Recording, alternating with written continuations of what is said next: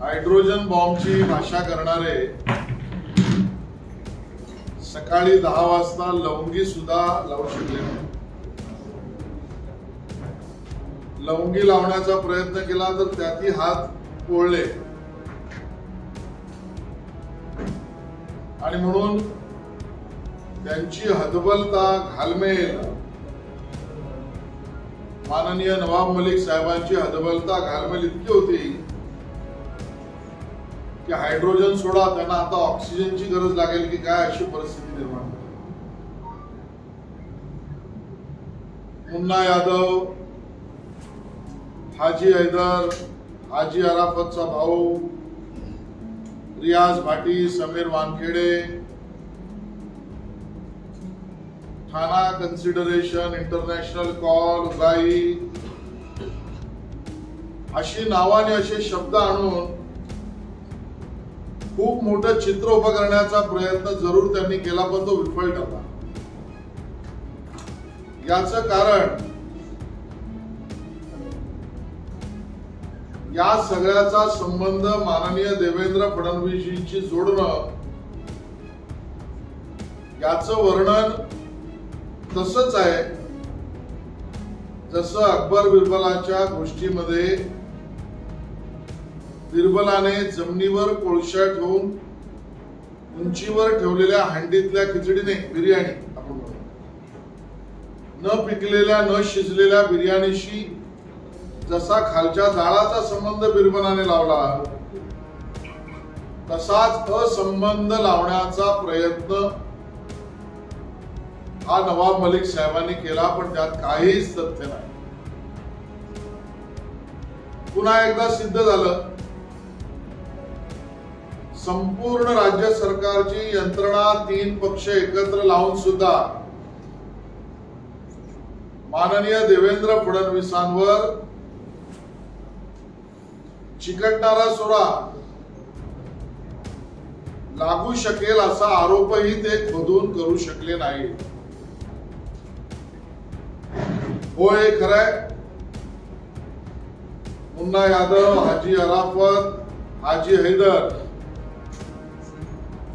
हे तिघेही पक्षाचे कार्यकर्ते आहेत. त्यांना विविध बोर्डावर अध्यक्ष म्हणून बसवलं. तर यापैकी हाजी अराफत आणि हाजी हैदर यांच्यावर एकही गुन्हा नाही. त्यांची पूर्णपणे चौकशी केल्यानंतरच त्यांच्या नेमणुका कायदेशीर झाल्या होत्या.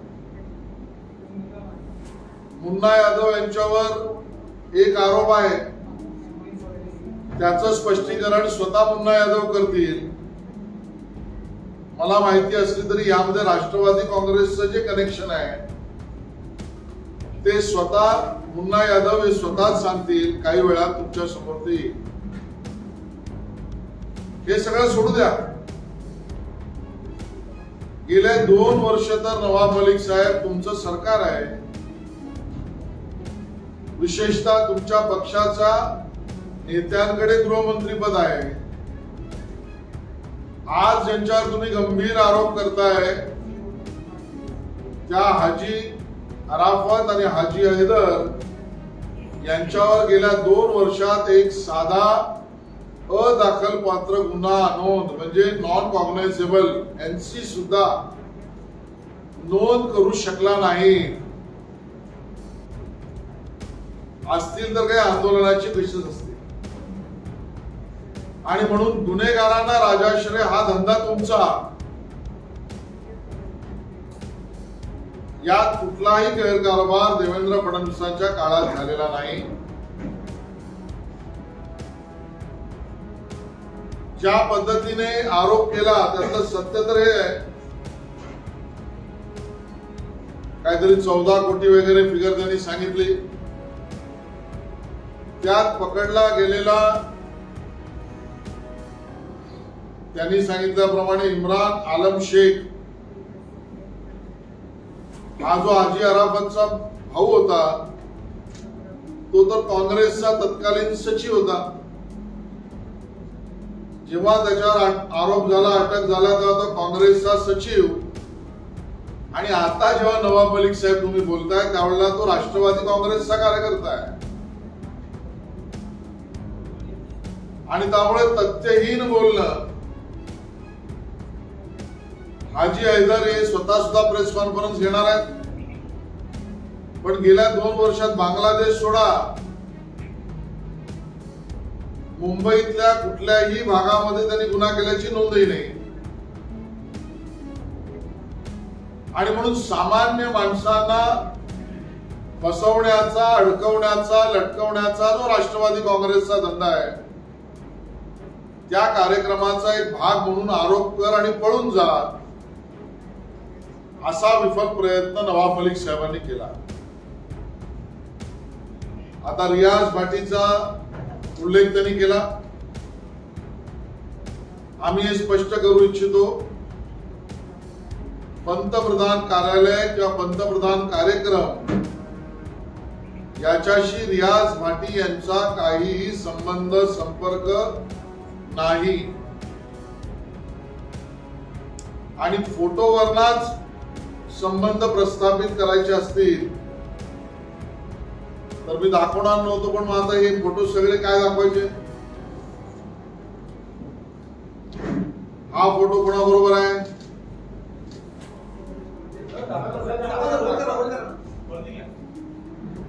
हा फोटो कोणाबरोबर आहे? हा फोटो कोणाबरोबर आहे? त्या पलीकडे हा रियाज भाटीचा फोटो कोणाबरोबर आहे? हा रियाज भाटीचा फोटो कोणाबरोबर आहे?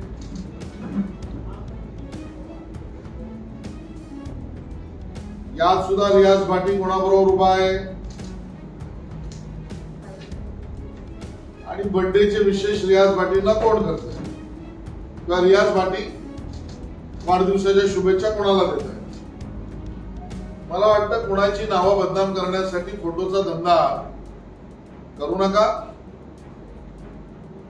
तुम्ही एक बोट दाखवाल, 4 बोट तुमच्याकडे येतील. आणि त्यामुळे माननीय देवेंद्र फडणवीसजींचा रियाज भाटीशी काही संबंध, संपर्क आणि विषय असण्याचं कारणच नाही. किंबहुना क्रिकेटच्या राजकारणात त्याला राजाश्रय कोणी दिलं हे जगजाहीर आहे, पण कुठल्याही मोठ्या नेत्याचं नाव घेऊन सेन्सेशन आणि आरोप करणे आमची प्रथा परंपरा नाही, त्यामुळे आम्ही ते करणार नाही. रियाज भाटी म्हणे गायब आहे. खरं तर रियाज भाटी गायब आहे का त्याला पळवलं गेलंय? आमचा आरोप आहे रियाज भाटीला सुरक्षित स्थळी पळवून ठेवण्याचं काम राष्ट्रवादी काँग्रेसने तर केलं नाही ना. कारण वाझेच्या प्रकरणामध्ये, वाझेच्या वसुली गँगमध्ये जी नावं समोर आली आहेत त्यामध्ये रियाजचं नाव सुद्धा समोर आलेलं आहे. याचा अर्थ स्पष्ट आहे, रियाज जर कोठडीत आला तर सत्य बाहेर येईल, म्हणून राष्ट्रवादीने तर त्याला पळवलं नाही ना, आमच्या मनात शंका आहे. नवाब मलिक यांच्या बाबत आता आम्हाला खरंच चिंता वाटायला लागली. दिवसागणिक त्यांचं मानसिक संतुलन बिघडतंय की काही आशंका आमच्या मनामध्ये आहे. कदाचित हर्बल तंबाखूचा सप्लाय बंद पडला असेल, पण खरंच नवाब मलिकजी, आपण मानसिक स्वतःला पुन्हा एकदा शांत करा. राजकारण आपल्या जागी आहे. जावयाच्या प्रेमापोटी स्वतःचं म्हणणं खरं करण्यासाठी राजकारणाच्या नीच पातळीवर तुम्ही जाऊ नका. एक नवीन स्टँडर्ड राजकारणातल्या नीच पातळीचं वर्णन करायचं झालं तर नवाबी पातळी असं आता करते. आणि या नवाबी पातळीपर्यंत आपण जाऊ नये अशी आमची मनापासून इच्छा आहे. खऱ्या अर्थाने जी नावं समोर आणली जात आहेत आज, काल आणि अगोदर सुद्धा, ते बघितल्यावर एका प्रश्नाचं उत्तर नवाब मलिक साहेबांना द्यावंच लागेल आणि म्हणून आमचा आरोप आहे, प्रश्न आहे की राज्यातील अल्पसंख्याक नेतृत्व, कार्यकर्ते, समाजातली लोक यांना नेस्तनाभूत करण्याचं काम नवाब मलिक साहेब आपल्याकडून होतंय का? मुंबई आणि महाराष्ट्रातील अल्पसंख्याक नावं वेचून वेचून त्यांची बदनामी करून त्यांना नेस्तनाभूत करावं. आर्यन खान तुमच्यामुळेच अडचणीत आला, आता शाहरुख खान अडचणीत येतोय. शाहरुख खानला अडचणीत आणण्याचं काम हे नवाब मलिकच करतायत.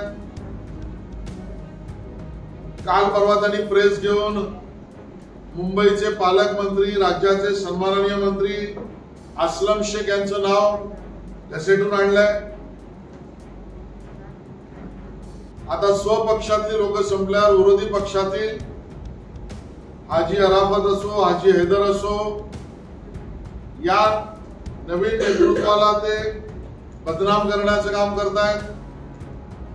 आणि ज्या 2 SIT चालू आहेत, मी पुन्हा एकदा सांगतो, त्या 2 SIT नंतर अजून एका अल्पसंख्याक मुंबईतल्या नेत्याचं नाव आणण्यासाठीच हा सगळा प्रकार नवाब मलिक करतायत हे स्पष्ट होतं. आणि त्यामुळे हा शुद्ध कट आहे. नवाब मलिक साहेबांनी त्याचं उत्तर द्यावं. अल्पसंख्याक समाजाने त्याचा कॉग्नायझन्स घ्यावा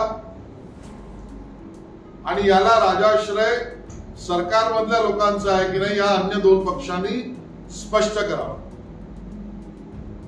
आज तर अजून एक हास्यास्पद विधान त्यांनी केलं.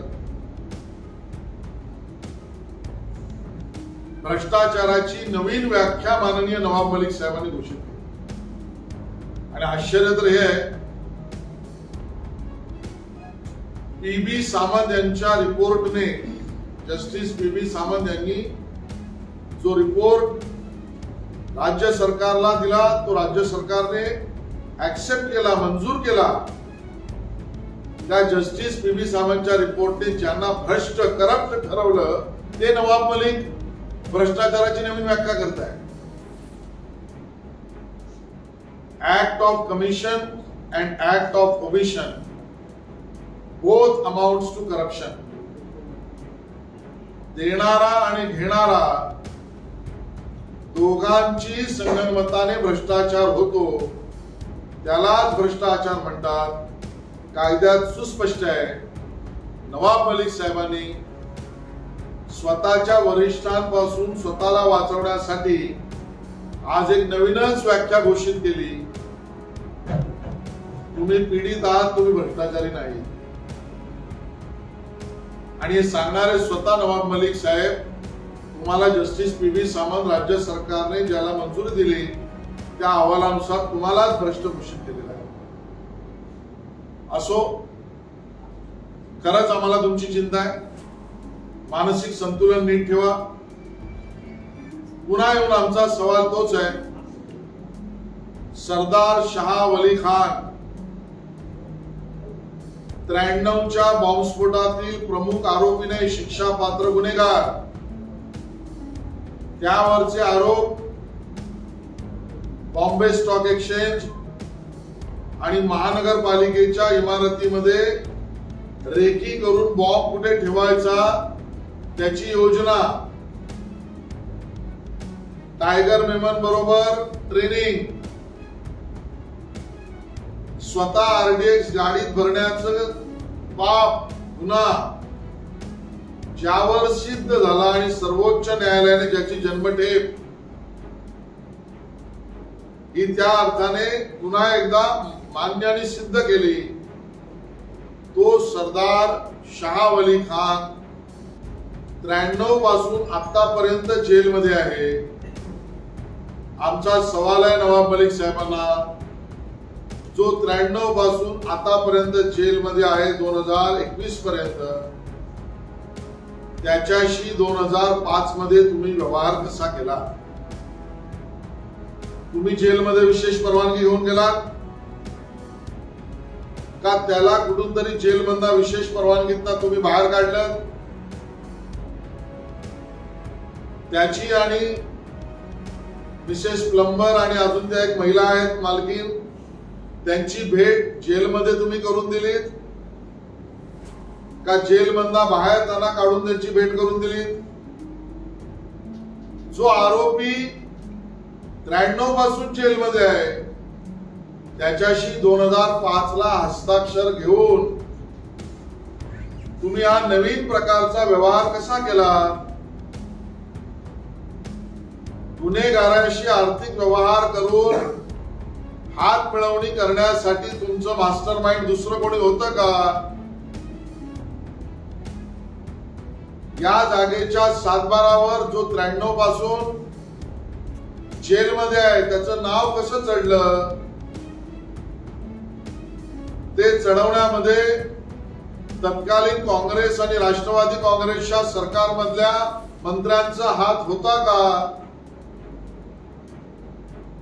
जी मालमत्ता खऱ्या अर्थाने ताडातील गुन्हेगार म्हणून सरकारकडे जप्त व्हायला पाहिजे होती ती तुमच्याकडे वळवण्यात तुम्हाला यश कसं आलं? या प्रश्नांचं उत्तर नवाब मलिक साहेब आपण द्यावंच लागेल. पुन्हा एकदा मी रिपीट करतोय, मुंबई शहरामध्ये भाडेकरू आजही बिल फिराई करण्यासाठी म्हणजे एकाने भाडेकरूकडून जागा विकत घेऊन दुसऱ्याने भाडेकरू म्हणून आत जायचं असेल तर त्यासाठी झालेल्या व्यवहाराच्या किमतीच्या 33% एवढी रक्कम मागितली जाते. त्या ठिकाणी एका भाडेकरूला नवाब मलिक साहेबांना ते 5 दुकानाचे मालक असताना अख्ख्या इमारतीचे मालक व्यवहाराच्या 33% नाही, रेडी रेकनरच्या 10% मालक कसे होतात? यात काळा पैशाचा व्यवहार झालाय का?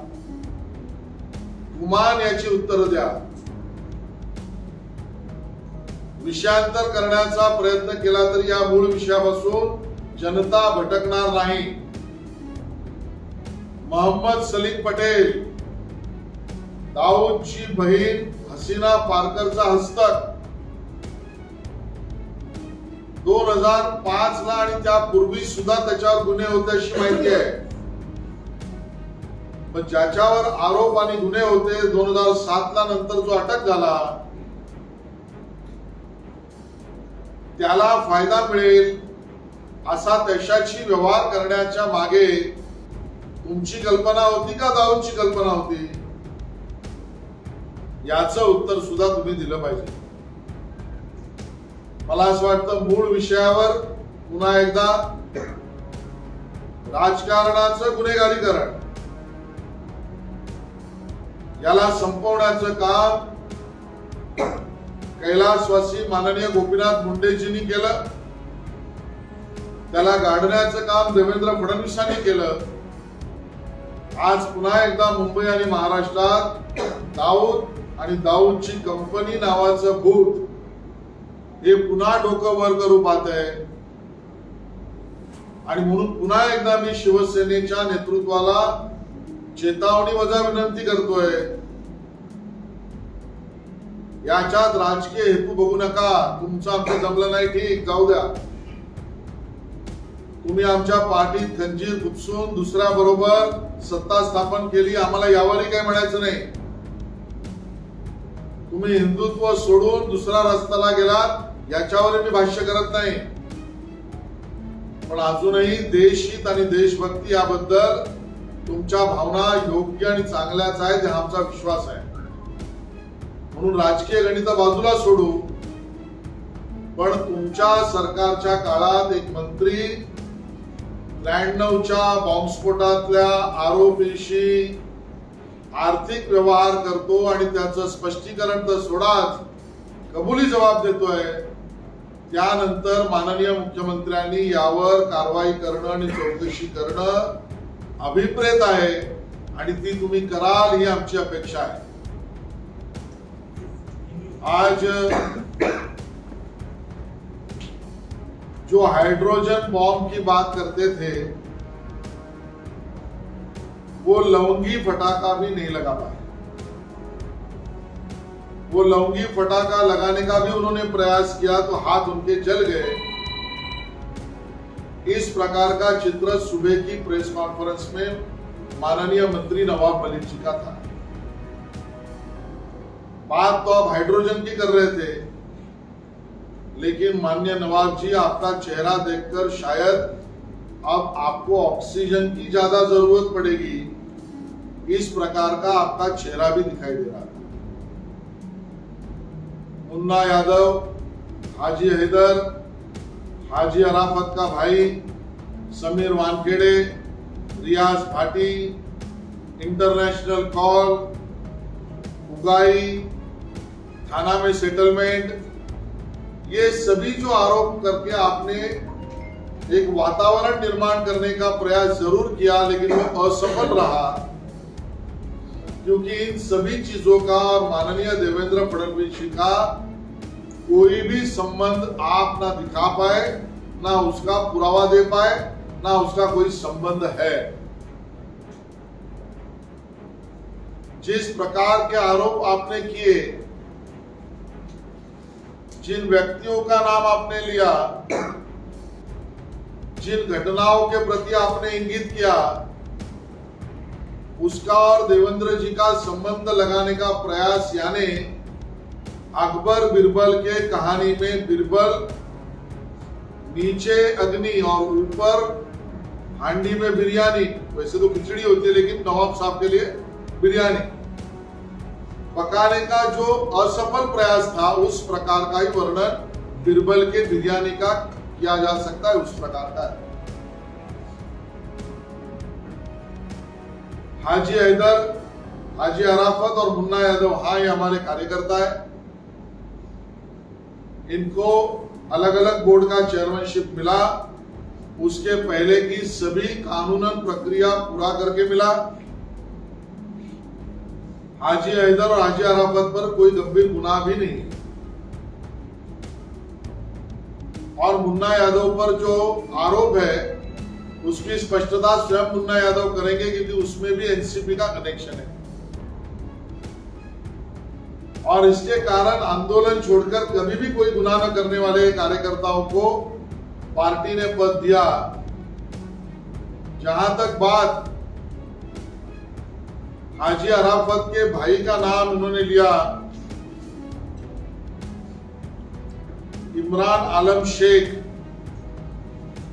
और जिसको लेकर 14 करोड़ का आरोप उन्होंने किया, वैसे तो 14 करोड़ है नहीं, जाली नोटों का लेकर, वो जाली नोटों के प्रकरण में आरोपी जो इमरान शेख है, वो तभी कांग्रेस का मुंबई का सेक्रेटरी इस पद पर काम कर रहा था, उसको अरेस्ट हुआ।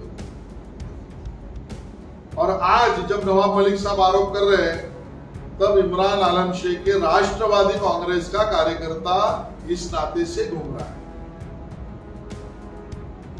तो डीआरआई ने तब जो एक्शन ली वो भी सही थी, और उसको पॉलिटिकल प्रोटेक्शन देने का काम तब कांग्रेस ने किया था, और आज राष्ट्रवादी कांग्रेस उसको कर रही है। हाजी हैदर का बांग्लादेशी कनेक्शन तो छोड़ दीजिए, बंगाल में नहीं और मुंबई में किसी इलाके में भी उनके ऊपर एनसीबी नहीं है, नॉन कॉग्नाइजेबल ऑफेंस भी नहीं है। वैसे हाजी हैदर स्वयं और हाजी अराफत स्वयं कुछ देर बाद इसके बारे में नवाब मलिक जी को मुंहतोड़ जवाब देने वाले हैं। जहां तक रियाज भाटी का फोटो और उसका आरोप उन्होंने किया, उसमें हम स्पष्ट करना चाहते हैं, माननीय प्रधानमंत्री जी का कार्यालय या माननीय प्रधानमंत्री जी का कार्यक्रम, इससे रियाज भाटी का ना कोई संबंध है ना कोई संपर्क है, और इसके लिए ही शायद स्वयं नवाब मलिक जी ने कहा कि हम आरोप लगाना नहीं चाहते। और फोटो दिखाने की अगर बात है तो ऐसे कितने फोटो दिखाए जा सकते हैं। इस फोटो में रियाज भाटी किसके साथ खड़े हैं आप स्वयं देख सकते हैं। इस फोटो में वो रियाज भाटी राज्य के कौन से मंत्री के साथ खड़े हैं जनता उससे जानकारी रखती है। इस फोटो में जन्मदिन की शुभकामनाएं कौन किसको दे रहा है, ये फोटो स्वयं स्पष्ट बताता है। इस फोटो में रियाज भाटी किसके साथ आनंद उठा रहे हैं, आप स्वयं इसको देख सकते हैं। कौन से खेल में कौन सा नेता साथ में चाहिए, ये रियाज भाटी ने स्वयं इस फोटो को उजागर करके दिखा दिया है। और कौन किसको क्या गिफ्ट दे रहा है, रियाज भाटी का यह फोटो स्वयं स्पष्ट है। लेकिन जाने दो, किसी भी बड़े नेता के साथ किसी ने फोटो निकाला तो उस नेता को बेवजह कंट्रोवर्सी में लाना यह भारतीय जनता पार्टी की परंपरा नहीं है। और इसके लिए फोटो स्वयं है। हम किसी के ऊपर आलोचना करने के पहले इससे खुद फोटो लेने वाले बचे, इस प्रकार की बात कहते हैं। जहां तक रियाज भाटी गायब हुआ है उस बारे में उन्होंने कहा, माननीय नवाब मलिक जी ने, इसके ऊपर हमारा गंभीर आरोप है।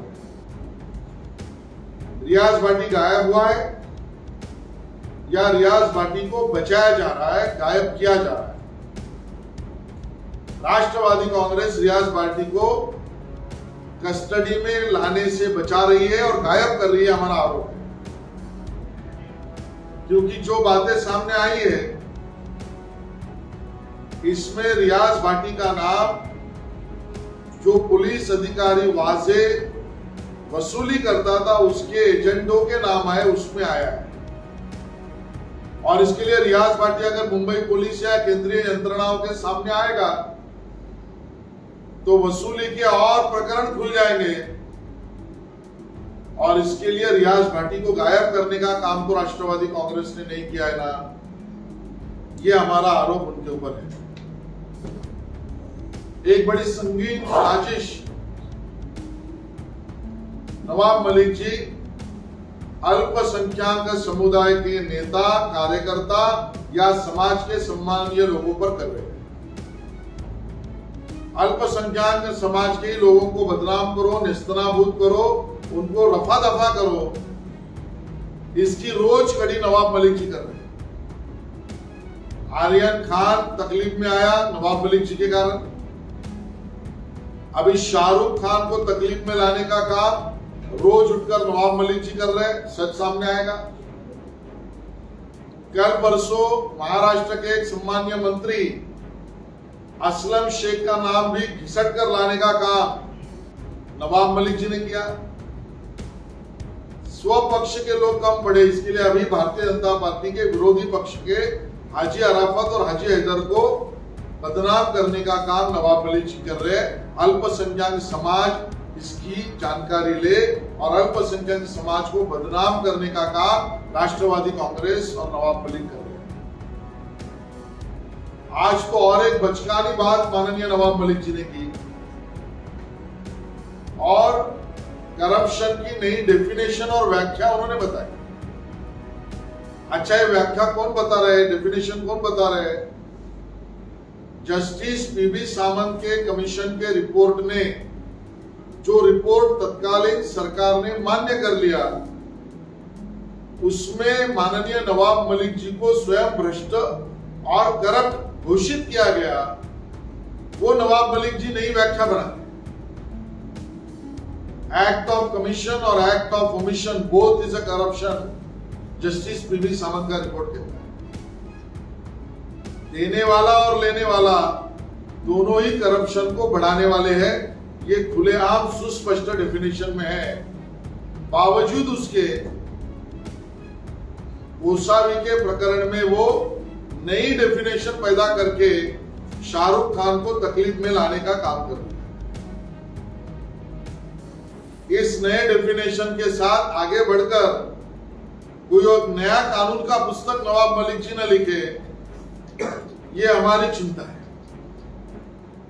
रोज का उनका बदलता चेहरा देखकर हमें सच्ची में लग रहा है कि कहीं ना कहीं मानसिक संतुलन नवाब मलिक जी खो न दे, और अपना उस बारे में चिंता हम जाहिर करें। जहां तक फिर मूल विषय पर हम आना चाहते हैं कि सरदार शाह वली खान जो 1993 के बॉम्ब ब्लास्ट का आरोपी सिद्ध हो चुका है, उसके ऊपर आरोप थे बॉम्बे स्टॉक एक्सचेंज और बीएमसी के बिल्डिंग में रेकी कर बम कैसे लगाया जा सकता है। टाइगर मेमन के साथ जिसने ट्रेनिंग लेकर इस प्रकार का बड़ा गुनाह भारत के खिलाफ किया, ऐसा आरोप सिद्ध हो चुका है। और आरडीएक्स जिसने स्वयं अलग अलग व्हीकल्स में लोड किया, यह आरोप सिद्ध हो चुका। उस सरदार शाह वली खान से नवाब मलिक साहब आपका क्या संबंध? हमारा पहला आरोप, उसकी प्रॉपर्टी खरीदने का आर्थिक व्यवहार वो 1993 से आज 2021 तक जेल में है, तो भी 2005 में आपने उससे आर्थिक व्यवहार क्यों किया, कैसे किया, क्या उसके पीछे का हेतु था, वो आप स्पष्ट करें। जो 1993 से 2005 तक जेल में है, उससे एग्रीमेंट करने नवाब मलिक साहब आप जेल में गए या उसको जेल से इलीगली बाहर लाया, इसकी भी जानकारी आप जनता को दें। उससे आर्थिक व्यवहार जिस अकाउंट पर किया, जेलों में बैठकर बॉम्ब ब्लास्ट के केस में जो आरोपी सिद्ध है, उसने उस पैसे से और गुनाह किया क्या? नवाब मलिक जी, आपको उसकी जानकारी है, आप उसके बारे में जानकारी दें। जो दूसरा आरोपी है मोहम्मद सलीम पटेल, जो दाऊद की बहन हसीना पारकर का frontman, driver, power of attorney holder है। 2005 के पहले अलग अलग गुनाहों पे उसके आरोप और इंक्वायरी तो चली रही थी। 2007 में बाद में अरेस्ट भी हुआ। उससे आपने आर्थिक व्यवहार जानबूझकर क्यों किया? सलीम पटेल आपको पहले से जानता था क्या? और जो पैसा आपने सलीम पटेल को दिया, उसमें ब्लैक मनी का भी एक्सचेंज हुआ है क्या? आरोपों का जवाब नवाब मलिक जी आपको देना पड़ेगा। आगे चलकर उसी ब्लैक मनी से जो मोहम्मद सलीम पटेल या सरदार शाह वली खान, इनसे शायद आपने किया, और वही पैसा और आगे चलकर जो अलग अलग बॉम्ब ब्लास्ट हुए उसमें तो यूज नहीं हुआ ना। सवाल का जवाब आपको उससे देना पड़ेगा। इस प्रकार से सरदार शाह वली खान जो वॉचमैन था, उसने 7/12 पर नाम लाया, ओनरशिप का डॉक्यूमेंट पैदा किया जेल में रहकर। उसके लिए तत्कालीन कांग्रेस और राष्ट्रवादी कांग्रेस के सरकार ने या उनके मंत्रियों ने सरदार शाह वली को मदद की थी क्या? उसका उत्तर भी नवाब मलिक जी आपको देना पड़ेगा। और इसके लिए मामला संगीन है, गहरा है। इस मामले से नवाब मलिक आप खुद को बचा नहीं सकते। आपने स्वयं कल भी और आज भी कबूल कबूल कबूल ये कहकर कबूलीनामा दिया है। अब हमारी विनती वापिस महाराष्ट्र के मुख्यमंत्री शिवसेना के सुप्रीमो से है, ठीक है, आपका और हमारा नहीं जमा छोड़ दो। ये बात भी सच है कि आपने हमसे धोखा कर दूसरे के साथ सरकार बनाई। आज वो विषय हम छोड़ देते हैं। शिवसेना ने हिंदुत्व को छोड़ दिया, आज उसके ऊपर टिप्पणी नहीं करते, लेकिन हमें मानते हैं आज भी आप देशभक्तों की टोली है। राजनीतिक हमारा नहीं जमेगा, बाजू में रख दो, लेकिन फिर एक बार मुंबई और महाराष्ट्र में दाऊद और दाऊद की गैंग को प्रोटेक्शन देने वाले सरेआम बोल रहे हैं और फिर एक बार अपना सर उठाने का प्रयास कर रहे हैं। मुंबई और महाराष्ट्र के हित के लिए तो अब नवाब मलिक जी के प्रकरण में एफआईआर दाखिल करके इंक्वायरी करना आपका काम बनता है। आप ये करेंगे, ऐसा हमारा विश्वास है। धन्यवाद. अलीकडे दोन एक तर यापूर्वी त्यांनी ड्रग्सचा थेट संबंध उल्लेख केला आणि आता काल म्हणजे सांगितलं की नोटबंदीच्या कार्यकाळामध्ये त्या नोटा बनावामध्ये त्याचा देखील पैसा रूपांतरित करण्यात आला लक्षात देत होते. सत्य समोर आहे. गुजरात मध्ये जिथे हेरोईन पकडलं ते सुद्धा DRI ने कारवाई केली. ती काही नवाबी पोलिसांनी कारवाई केलेली नाही. त्यामुळे मामला दडपण्याचा प्रश्नच नाही. उलट त्यानंतर NIA ला ती इन्क्वायरी दिली आणि म्हणून ड्रगच्या मुळाशी जाण्याची लढाई ही भाजपची. Drug peddler, drug supplier, drug consumer, drug व्यावसायिक यांना प्रोटेक्ट करून भूमिका मांडण्याची भूमिका नवाब मलिकांची.